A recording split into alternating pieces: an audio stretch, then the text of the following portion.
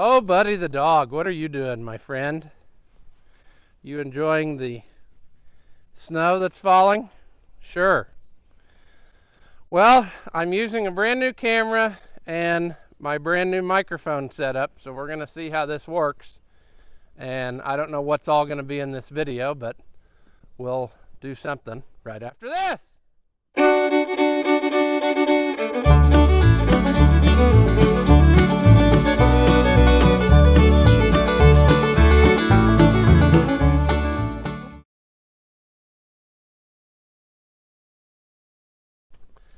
Well, I was really hoping that we were done with wintertime weather. I guess I should first say welcome back. If you haven't seen my videos before, I'm Ross the Oliver Man. But apparently it's decided to start snowing, and yeah. So, we've had a lot of videos on this, and I'll tell you where we stand. I just talked to the owner, and he understood that, there was things on it that had to be fixed, we couldn't ignore, so it was going to be more than his original goal that he wanted to spend on it, but he understood that, said do the best I could to keep it, close to where we could be, but, he understood that it's a machine and machines need things. So, where we stand on the project though, I'm waiting on a water pump. I got that, it's in the mail. And the hydraulic situation, my solution, which I will explain later when we get the pieces in, I'm going to change this valve to a closed center valve and tee into the tractor's hydraulics, which is another thing that he kind of said he wished that it had so that it wasn't tying up a remote. But it kind of turns out that we have to do that, I think, to make it what he wants. And what I'm saying is, if I put that new valve on, he's going to have the benefit of having a valve that's not all leaking everywhere. But it will run off the tractor's hydraulics, and then it will only call for oil when you're pulling on the handle. So the rest of the time, the steering will be fine.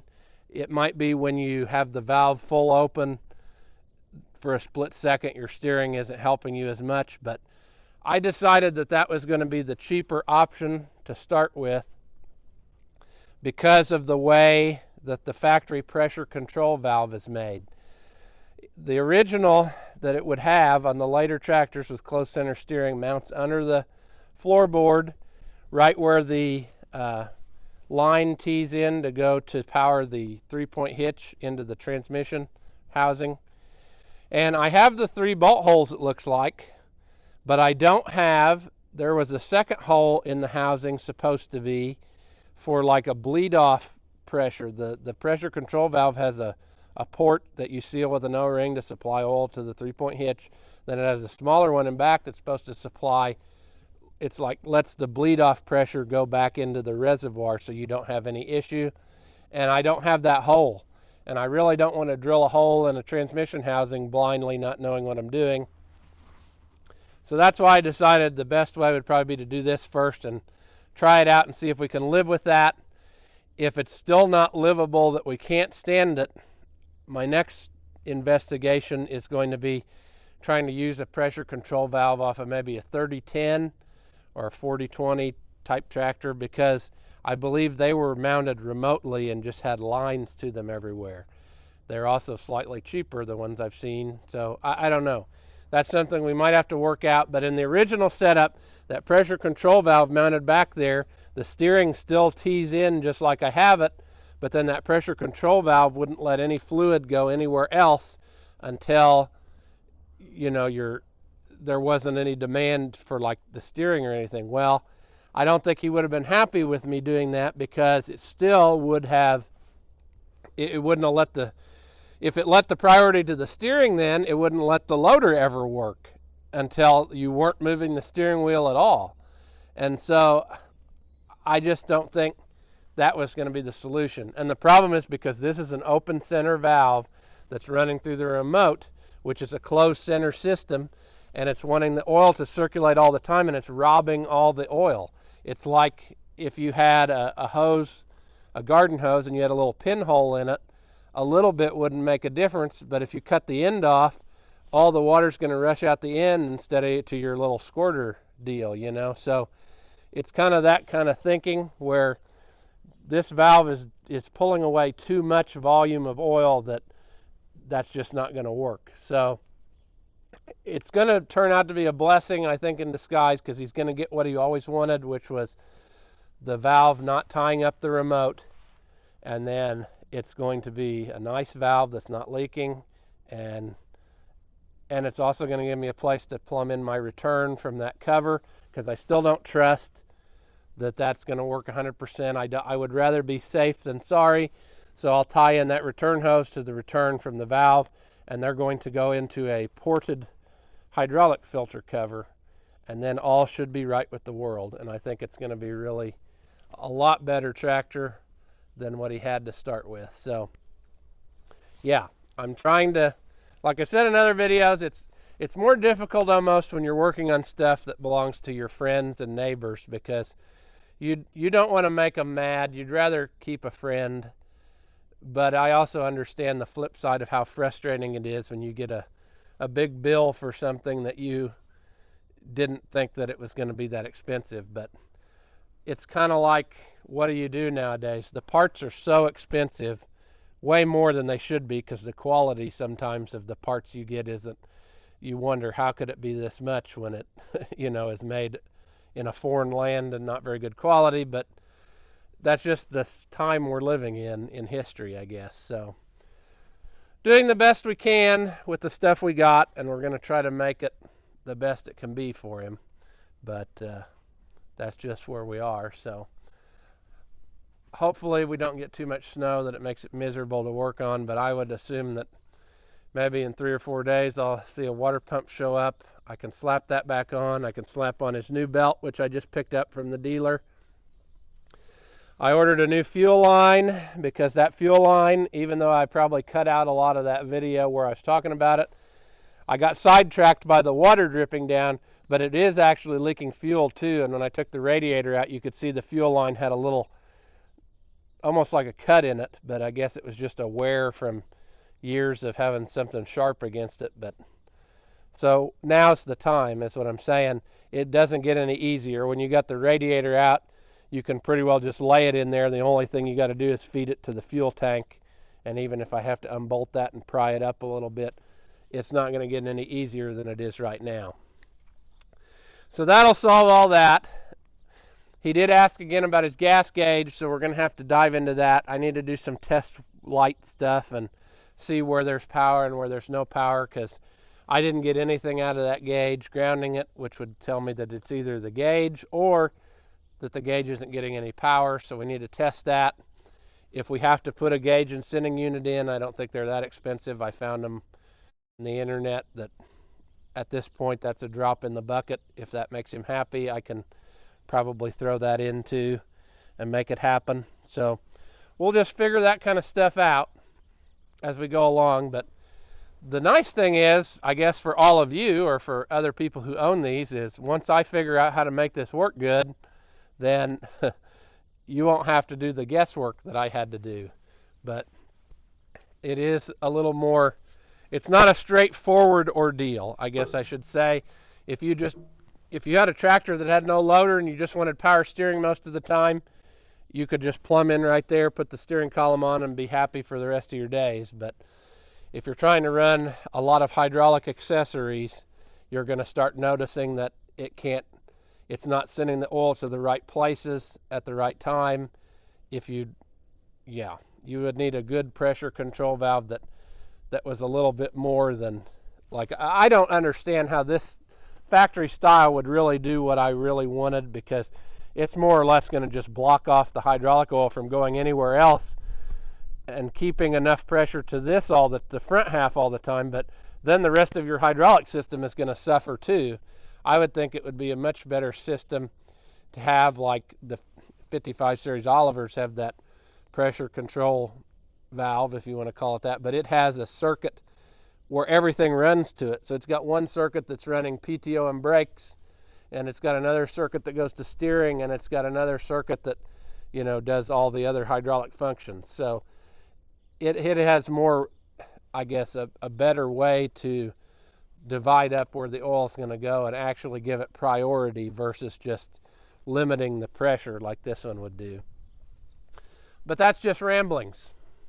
So that's all I'm going to say about this. You'll definitely see more as we wrap it up. But yeah, hopefully you're not getting sick of it, but that just happens to be what I'm working on right now, so that's the way it is.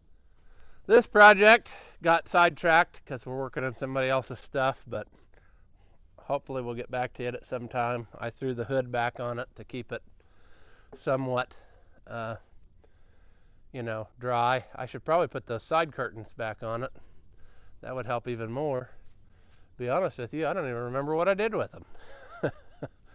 They're laying around here somewhere, so I should probably do that, and then we'll tackle this and make it more better as time goes on. Well, we're going to knock on wood post, but here lately the old Cyclops has been firing away, and it hasn't missed a lick. So hopefully it keeps that up. That was another thing that was just a learning curve, having to make my fence the best it could be because there was just too many things, that were sucking voltage. I was going to try to see if we could see the little calf out there.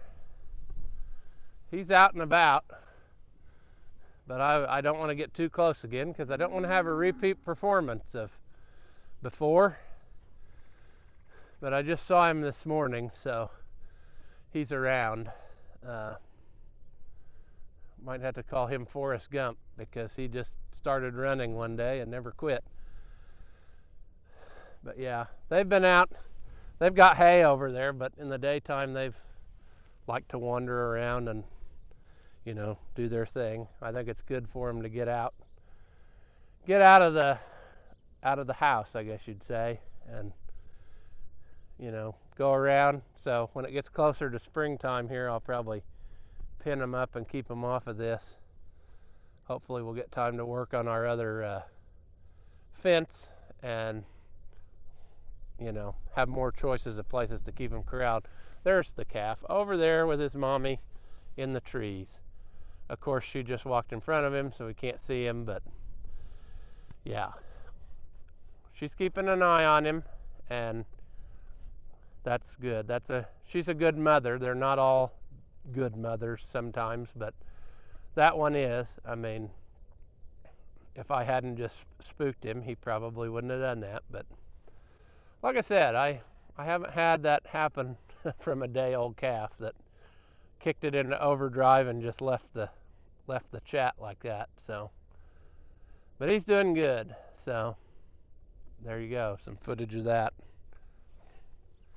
I guess another thing to note is that in addition to the flurrying snow here, it's getting progressively colder, I can tell, because it's starting to get kind of miserable out here. So the temperature must be dropping the whole time, and that's nice because we've got a lot of stuff we need to work on. Need to move this out of the middle of the field here. We need to work on the 9650. Somebody brought that up. You're right.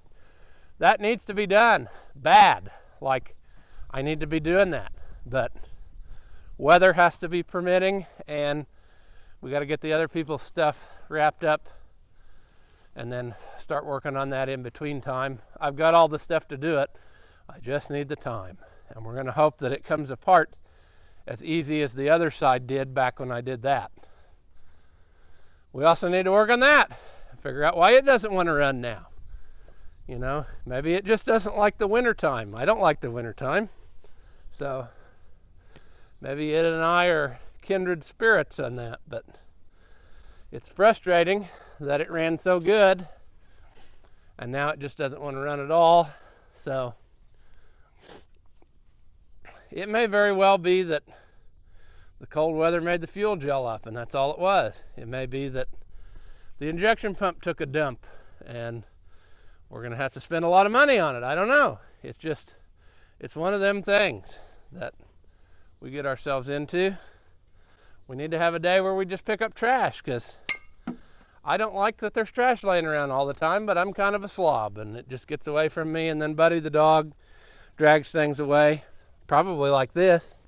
I would say he did that, because how would that get underneath of this tractor, you know, if somebody didn't put it there? So, yeah. I mean, he'll eat anything. Porcelain, metal, he's not particular. One time he came home with an entire metal box of heart-shaped chocolates from Valentine's Day that he stole from somebody, so, and he ate all the chocolates and started chewing through the metal box. So Buddy the dog is a unique creature, is all I can tell you. Easy Buddy the dog. It's later in the same exact day, and now look what we got. Snow on the ground again. Miserable. We don't have much choice because there's still work to be done.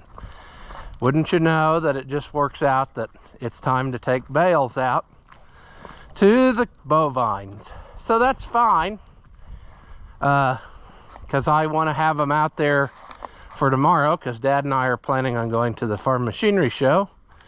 So if that all goes successful, you will already have seen the videos from that, because I will probably put them in as soon as I get them done to shake up the order of things. I think the old YouTube algorithm likes it when you're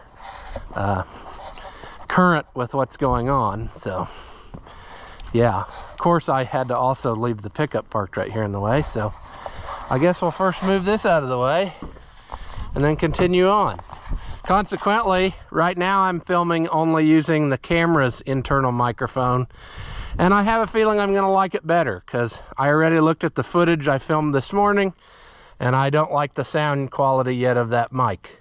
But that's probably because I haven't got it set quite right yet, but I don't know. Sure. I don't know why I parked down here in the way, because I knew I would be doing this later today, but when I got back from town on a parts run earlier, I parked down there and then called the owner of that 1020 to tell him what was going on. So I actually did that just before I filmed the first part of this video. So yeah, sometimes you see things and they're not in the order that they happened, you know, but that's okay. I think if I have videos ready to go, I'll try to release them in an order where you're not watching the same exact thing every single day. But here lately, you've had a pretty good string of 1020 videos in a row, because I haven't had anything else edited ready to go. So sure. Well, basically now we get to start walk back all over the thing we just did. Walk back down there and go again. Buddy the dog is very confused. He thought we were going down the driveway because we got in the pickup, but that's not what's happening. Buddy the dog. We want to try to be out here as little as possible. Get this done and then call it a day, friends. Pick up some of our mess maybe first. Like our air hose that we left lay out here because I don't want to drive over it. Sure. Somebody was complaining, why do you wait till evening to film and then it gets too dark? Well, some days I film 3 or 4 videos on the same day. Some days I go work on other things or do other stuff, and then at the end of the day start in and make YouTube videos. So I'm doing something all the time. It's not like I'm sitting there doing nothing all day and then think, oh yeah, I need to make a video at night. Sometimes your video starts at the end of the day or has pieces of it that are filmed at the end of the day, because like I said, there's always something happening. And a lot of times it's none of your business, or not something you need to see, or not interesting, so I don't film it. So you take what you get, you know what I'm saying? Let's see if my deer will start.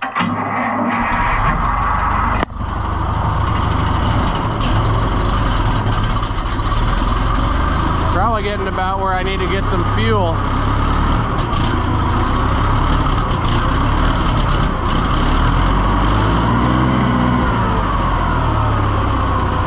on the red.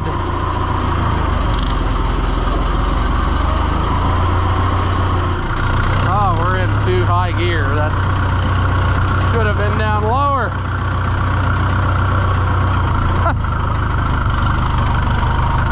We're driving right into the snow, so it's blowing right in my eye. I can't hardly see what's happening. You'll have days like that.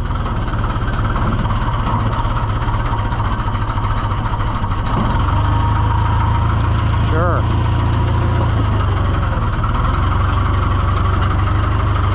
The old hay pile's getting smaller all the time. Gotta make her last.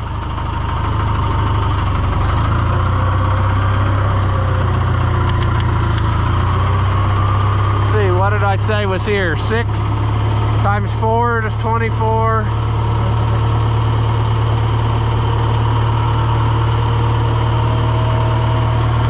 There's about 39, 40 days worth here.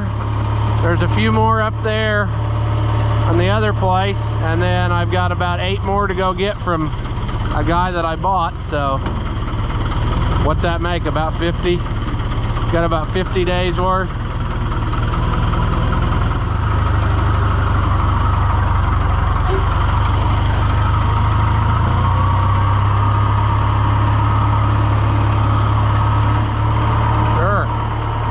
Didn't do a very good job on that one, did I?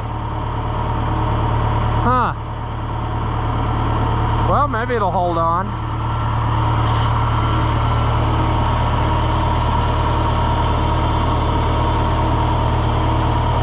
If we cut it out of the...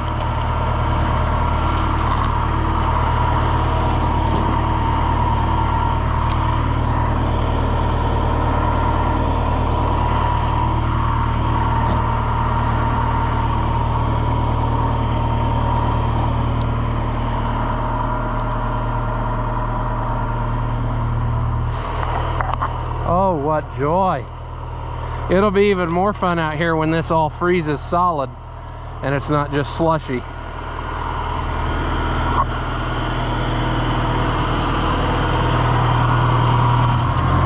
Easy, horsey, easy.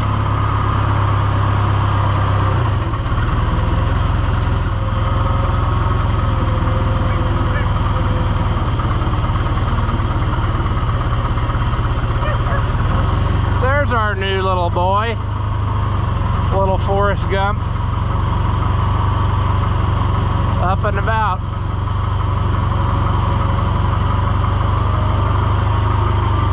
Hopefully he had his fill of running away. Woohoo!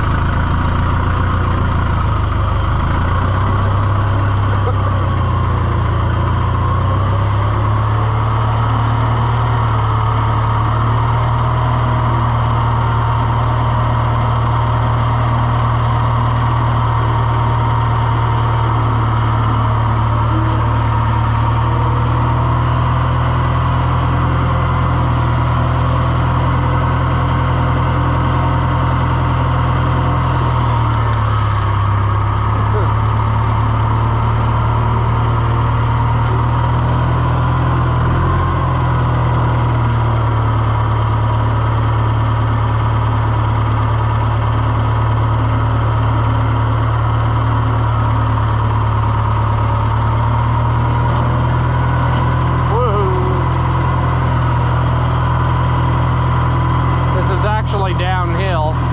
Again, the camera probably doesn't make it look like that, but hopefully I can back out of this.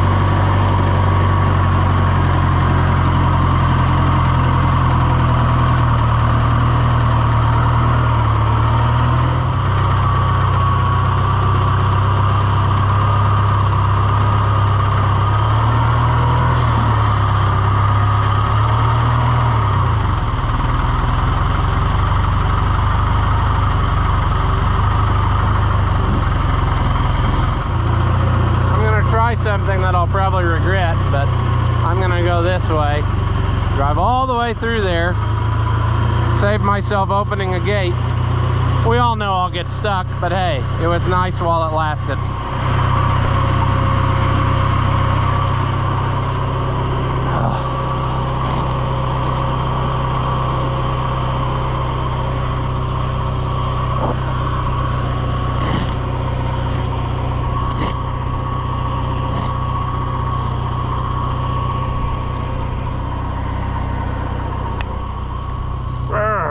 Come on. It's kind of nice filming with a camera that'll run for more than 5 minutes before it goes all tie-dye. Good luck to me. I'm about to embark on a journey here.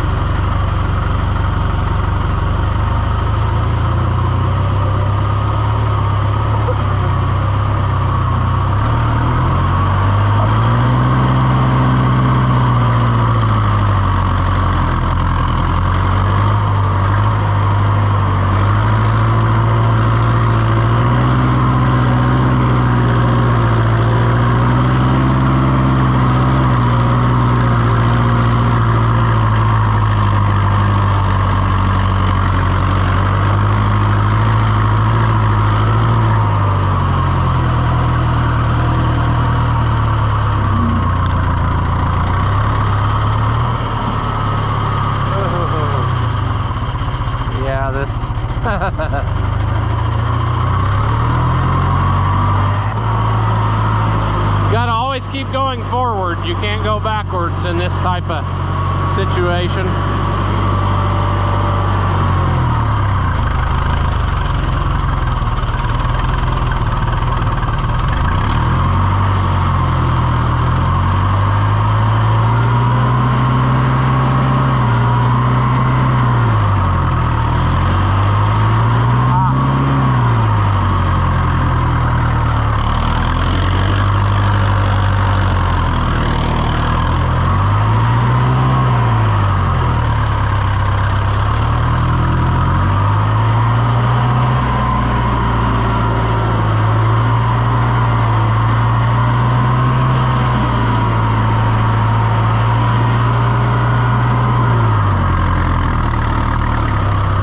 Still got some there too.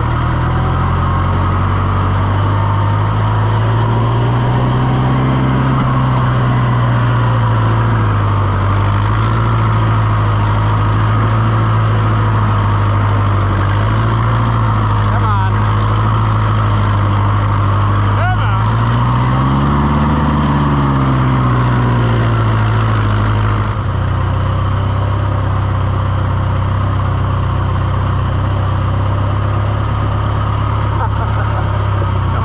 Feller.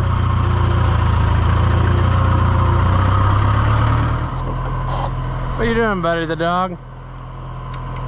All right. Look at how nice and clean and green that still is. And dry. I don't think it's leaking anything at all. Isn't that nice for a change? Yeah. It's a lot easier to keep it clean when it's not dumping oil all over itself.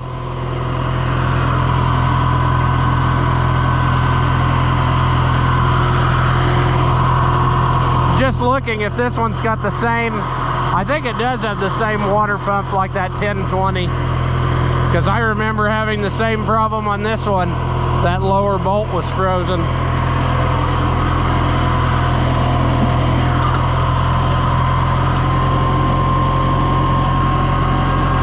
Also, consequently, in one of the videos, somebody was ripping me on riding this clutch, having my foot on it like that.